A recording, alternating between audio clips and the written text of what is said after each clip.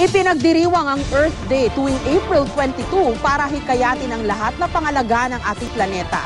Sa mga simpleng paraan, pwede rin tayong makatulong sa ating kalikasan. Alamin kung papaano sa live report ni Ruth Cabal. Ruth? Jessica, nitong linggo nga ay pinagdiwang ang Earth Day. Mahalaga raw na bawat isa sa atin kahit sa simpleng paraan ay makabahagi para maprotektahan ang ating kalikasan. 2, 1, go!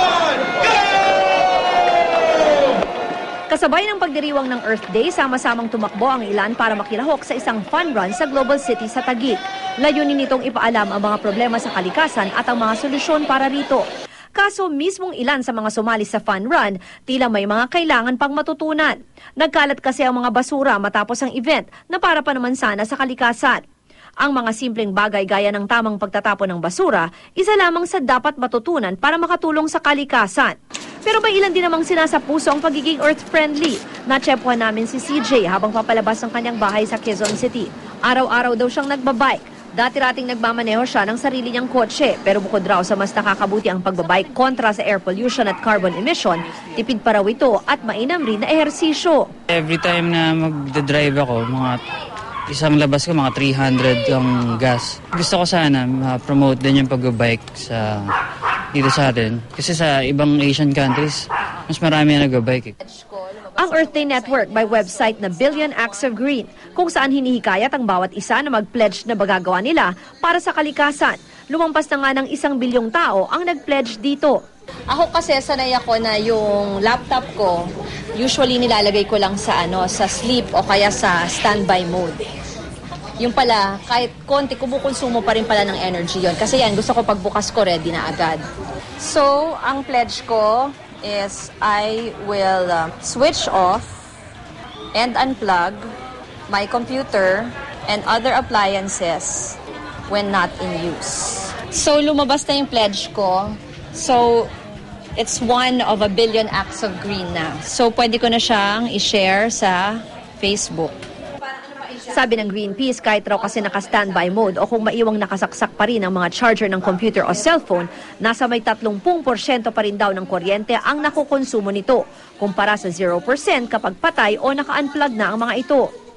Ang nangungunang pledges sa Billion Acts of Green, pagkain ng local food, pagprotekta sa Amazon at paggamit ng reusable shopping bags. Sabi ng Greenpeace, malaking bagay raw ang pagkain ng local food na tinatawag ring slow food kontra sa konsepto ng fast food. When it's imported, 'di ba, may carbon emissions pa rin because you have to transport it, tas you have to preserve that. So may mga chemicals, ganyan. So kung local, kung nandiyan man yan sa Bulacan, pero mas maliit lang yung transportation, tapos hindi mo kailangan i-preserve ng matagal. Kaya patuloy rin ang pagkontra ng Greenpeace sa mga kumpanyang gumagawa raw ng GMOs o genetically modified organisms, yung mga pagkain na ginamitan ng chemicals, at sa halip ay sinusulong nito ang organic produce at sustainable agriculture. Bukod dyan, payo ng Greenpeace gumamit ng mas energy-efficient na bombilya at iba pang appliances, maglakad, bike commute o carpool. Paghiwa-hiwalayin ang mga basura, huwag gumamit ng single-use containers at gumamit na lang ng reusable bags. It's not enough that alam mo and ginagawa mo, but it's also helpful for our environment if you spread the word and tell your friends to do the same thing.